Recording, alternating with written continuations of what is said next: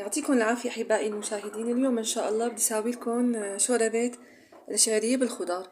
هلا عندي زبدية من الشعرية، وعندي بصلة مفرومة ناعمة، وعندي جزرة كبيرة مقطعينها بهذا الشكل، شكل يكون رفيع، وعندي ملفوف مقطع ناعم، وعندي البهارات فلفل أسود وكمون، وعندنا الملح طبعا، واللي بيحب إخواتي يساوي بزيت الزيتون يساوي، واللي عنده سمنة طبعا يخلط بين السمنة والزيت مثل ما بترغبوا. وعندي طبعا بقدونس، وعندي اللي بيحب طبعا يحط بقدونس بيحط، واللي بيحب يحط ماجي كمان بيحط معه. هلا إخواتي بنبلش بالطريقة. هلا إخواتي بنحط زيت زيتون. طبعا أنا رح أخلط إخواتي، أو زبدة إذا بتحبوا. رح أخلط هلا زيت زيتون مع سمنة.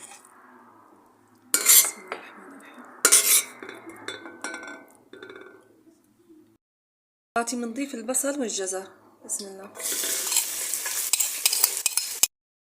حطينا الجزر والبصل بنقلبهم منيح مع بعض. بنضيف الملح والفلفل الأسود.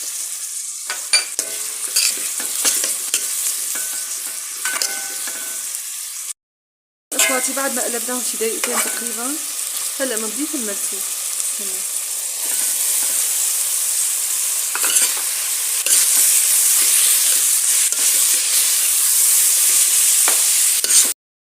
اخواتي بنخليهم تقريبا دقيقتين مع بعض، 6 دقايق. نقلبهم. هلا اخواتي بنحط الكمون، طبعا شي نص معلقة صغيرة.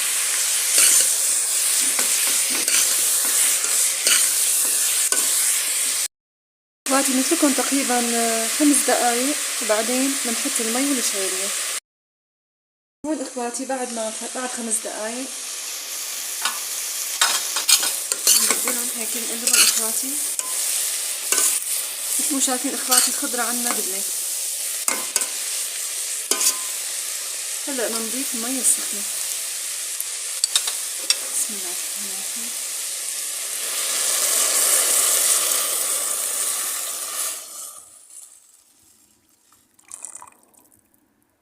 هلا هون اخواتي بس تغلي المي بنحط الشعيرية. هون اخواتي بعد شي تقريبا 7 دقايق بنحط الشعيرية. بنحط اول شي الملح،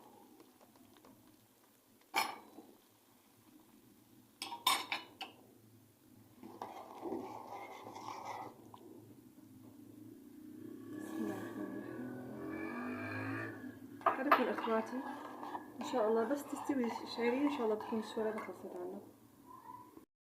اخواتي بعد 5 دقايق بنحط الماجي، واللي ما بيرغب اخواتي ما في مشكلة، ما في داعي.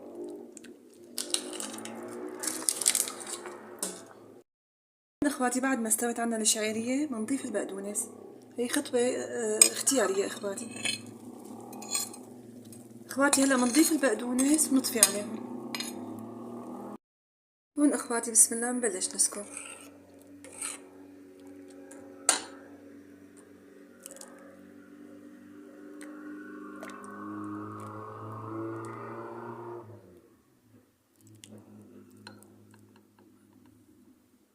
اخواتي عنا الشوربة خلصت، نزينها بشوية بقدونس. ان شاء الله اخواتي يا رب هالوصفة تكون عجبتكم، والف صحة وهنا، ولا تنسوني اشتراكات بالقناة.